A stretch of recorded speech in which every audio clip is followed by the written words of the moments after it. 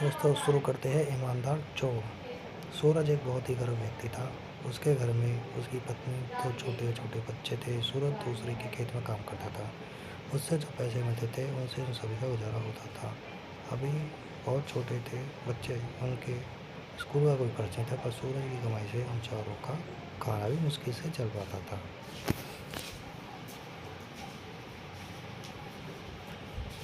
सूरज को कभी काम मिलता था तो कभी नहीं। उसे कभी कभी तो खाली ही घूमना पड़ता था।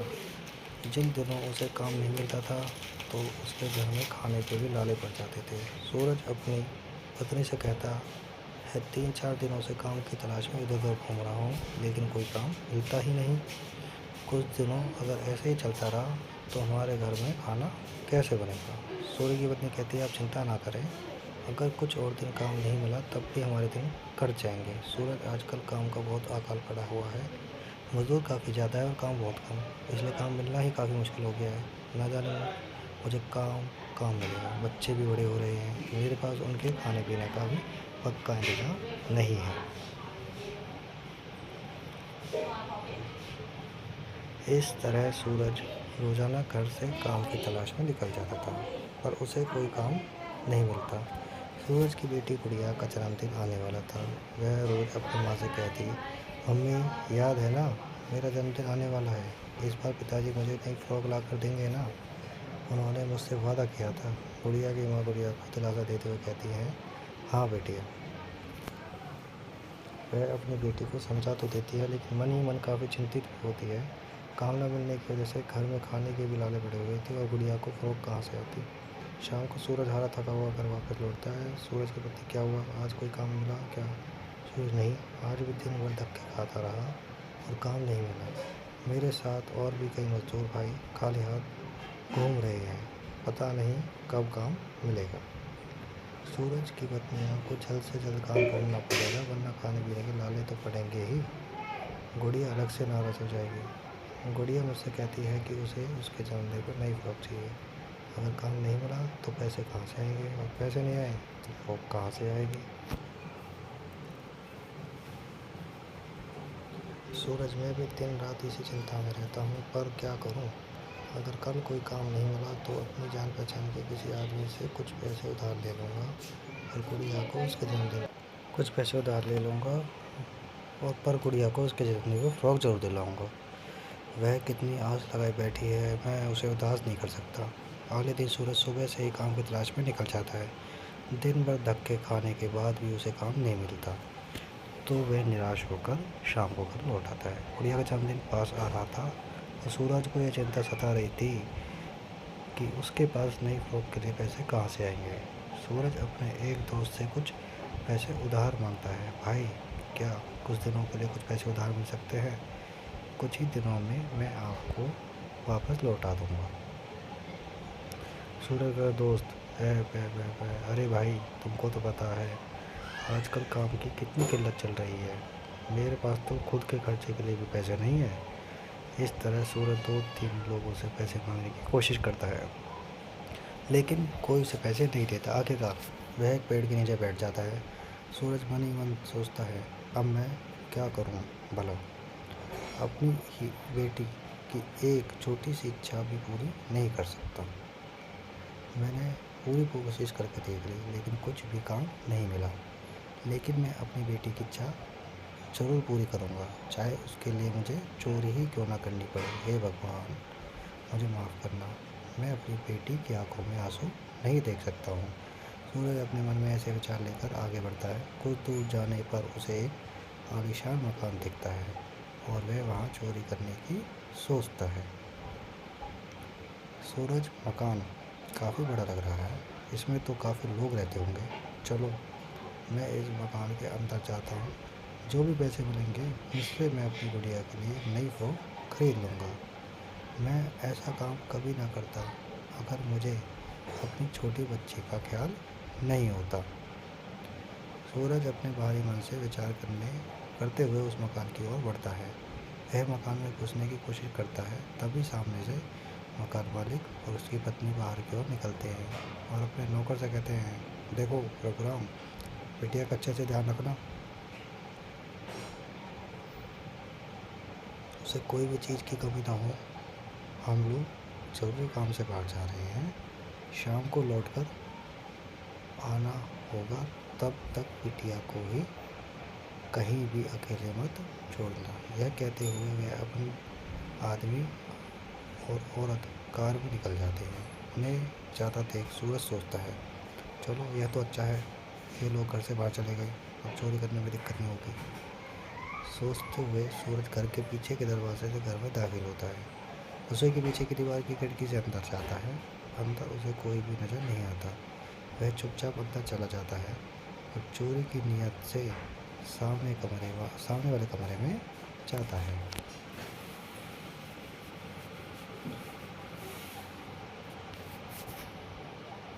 सूरज देखता है कि मेज पर नोटों की एक छोटी सी गड्डी पड़ी हुई है। बस सूरज उसे तुरंत अपने कुर्ते में छुपा लेता है और वहाँ से भागने की कोशिश करता है। सूरज जैसे ही घर से बाहर निकलता है, तुरंत किसी के रोने की आवाज़ आने लगती है, बचाओ बचाओ, कोई मेरी मदद करो। एक छोटी सी लड़की मदद के लिए चिल्ला रही थी। सूरज खिड़की से वापस कूद जाता है और वहाँ जाता है जहाँ से आवाज़ आ रही थी। सामने का नज़ारा देखकर उसके होश उड़ जाते हैं। उस कमरे में मंदिर के दिए से आग लग गई थी। आग के बीच फंसी एक छोटी सी लड़की जोर जोर से चिल्ला रही थी। वह लड़की व्हील चेयर पर बैठी थी। लड़की पैरों से चल नहीं सकती थी।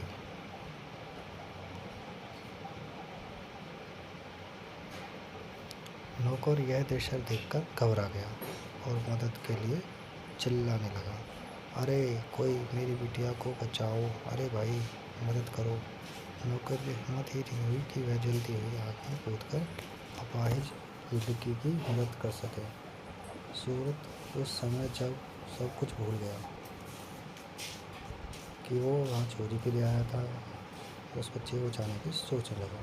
वहाँ रखे कंबल से उस लड़की को लपेटकर सूरज बहुत मुश्किल से अपनी जान बचाते हुए बाहर निकला है। उसके बाद उसने उस आग पर पानी डालकर उसे बुझा भी दिया। लड़की बेहोश हो गई थी। नौकर कहता था, अरे भाई तुम्हारा बहुत बहुत शुक्रिया, तुमने हमारी बिटिया की जान बचा दी, वरना इस अपाहिज लड़की का तो बाहर आना भी मुश्किल था। अब मैं जल्दी से फ़ोन करके मालिक को यहाँ बुला लेता हूँ और डॉक्टर को फ़ोन कर देता हूँ। नौकर तुरंत डॉक्टर को अपने मालिक को फ़ोन करता है। कुछ ही मिनटों में घर का मालिक यानी कि लड़की के माता पिता वहाँ पहुँच जाते हैं। डॉक्टर तुरंत आकर उस लड़की को देखते हैं और कहते हैं, देखो घबराने की कोई बात नहीं है, बच्ची बिल्कुल ठीक है, बस घबराहट की वजह से बेहोश हो गई है।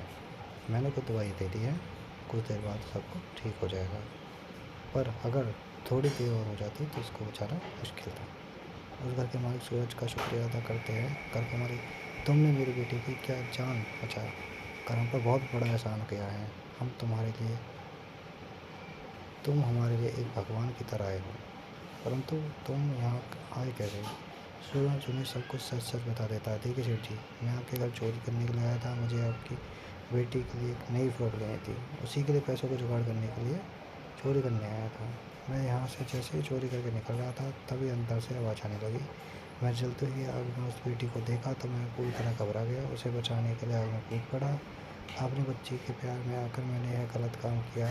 आप चाहें तो मुझे पुलिस में दे सकते हैं। घर का मालिक, देखो तुम दिल के बहुत ही अच्छे इंसान हो, तुम तो यहाँ चोरी करने आए थे,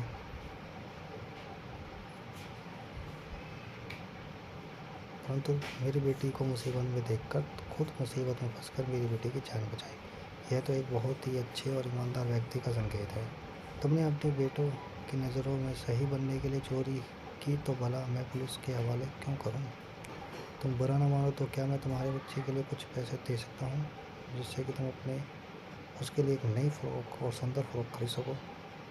हाँ, तुम्हें चोरी के पैसों से अपने बच्चे के लिए कुछ भी खरीदने की ज़रूरत नहीं पड़ेगी। सूरज, आपका बहुत बहुत शुक्रिया मालिक। मैं चोरी जैसा काम ज़िंदगी में कभी नहीं करता। अगर मैं मजबूर ना होता, मैं काम की तलाश में इधर उधर धक्के खा रहा था, पर काम नहीं मिल रहा था। मेरी गुड़िया नई फ्रॉक के लिए मुझसे कितने दिनों से आस लगाए बैठी है। मेरी हिम्मत ही नहीं हुई कि मैं खाली हाथ घर वापस लौट जाऊं, इसलिए मैं यहाँ चोरी करने आ गया था। घर का मालिक, अरे तुम बहुत ईमानदार व्यक्ति हो, तुमने मेरी बेटी की जान बचाकर मुझे बहुत बड़ा एहसान किया है, जिसकी कीमत मैं कभी नहीं चुका सकता। तुम एक काम करना, कल मेरे ऑफिस आ जाना। मैं तुम्हें वहाँ कोई ना कोई काम ज़रूर दिलवा दूँगा, जिससे तुम्हारी अच्छी खासी कमाई हो जाया करेगी और तुम अपने परिवार के साथ खुशी खुशी रह पाओगे।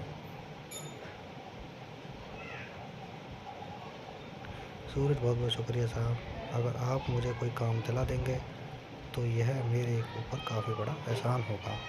मेरे बच्चे भूखे नहीं मरेंगे। घर का मालिक सूरज को 1000 रुपये देता है। सूरज खुशी खुशी बाजार से एक सुंदर सी फ्रॉक और एक गुड़िया लेकर घर पहुंचता है। उसे देखते ही उसकी बेटी खुशी के मारे चिल्लाते हुए कहती है, पिताजी पिताजी को देखो, वह मेरे लिए कितनी सुंदर गुड़िया और फ्रॉक लेकर आए हैं। यह देखकर वो सूरज की आंखों में आंसू आ जाते हैं। सूरज अपनी पत्नी को सारी घटना बताता, देखो भगवान ने हमारी सुन ली। यदि मैं चोरी करके वहाँ से निकल जाता तो ये वह पैसे कितने देर चल पाते।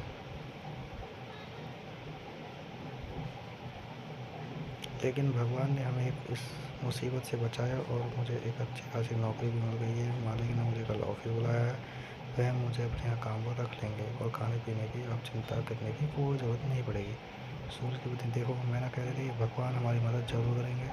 आखिर उन्होंने हमारी सुन ही ली। सूरज रोज ऑफिस जाकर ईमानदारी से काम करता और अपने बच्चे को रोज अच्छे से पालता है।